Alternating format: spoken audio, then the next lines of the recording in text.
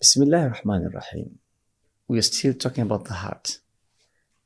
Our topic today is al-qana'a, contentment with Allah's decree, with Allah's qadr. Much of what today people call depression is not always a medical illness. Although real clinical depression, it exists and we cannot rule out medical illness. Yet many forms of inner heaviness, it comes from something deeper.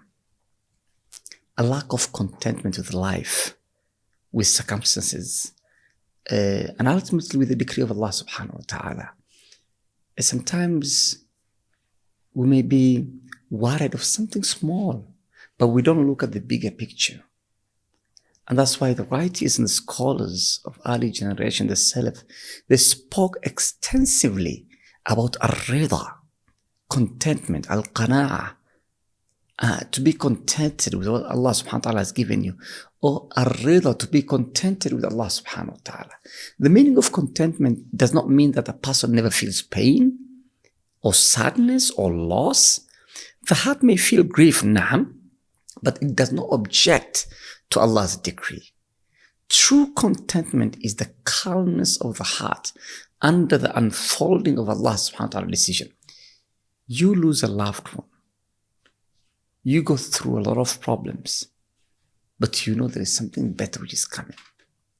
You know that Allah subhanahu wa ta'ala rewards you for this pain, for this loss. And Allah subhanahu wa ta'ala says, مَا أَصَابَ مِن مُصِيبَةٍ.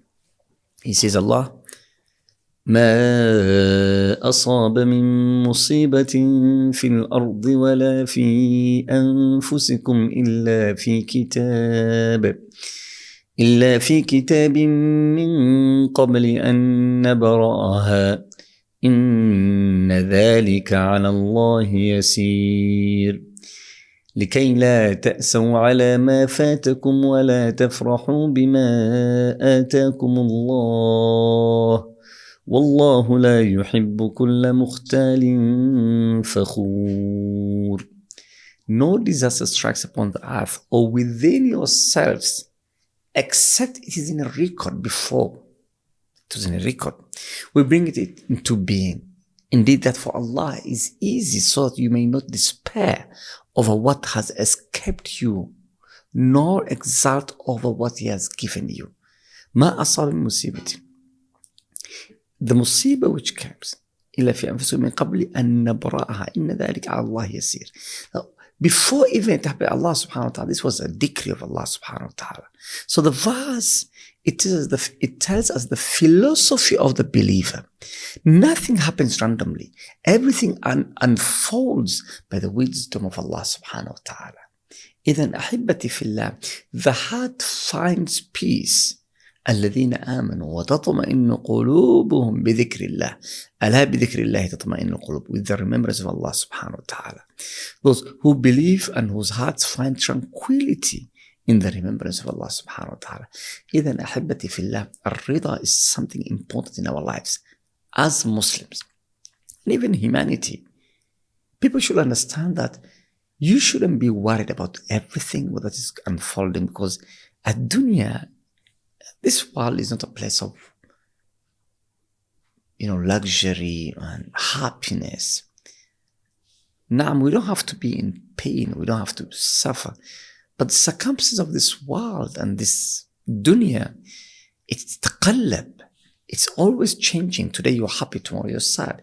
In the morning you're very happy. Something happens, you're very sad. You lose someone, you lose money.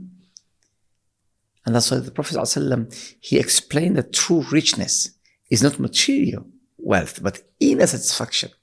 ليس الغنى عن كثرة العرض ولكن الغنى غنى النفس. Richness is not having many possessions, but true richness is the richness of the soul. When you are rich and your soul is rich, then you are rich. That is richness. You give, you forgive. That is richness.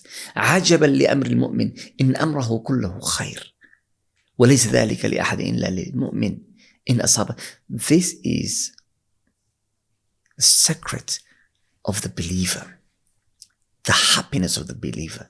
This is why believers are not depressed. This is why believers are not depressed. This is why believers don't have anxiety. Is this hadith? Prophet ﷺ says, how amazing is the affair of the believer. All of his affairs are good for him. And this is for no one except a believer. In asabatu sarra, if he gets something good, shakara, he praises Allah, and that's good for him.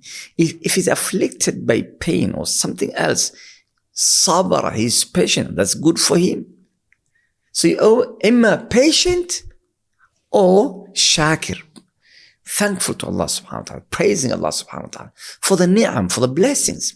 So contentment is not the absence of pain.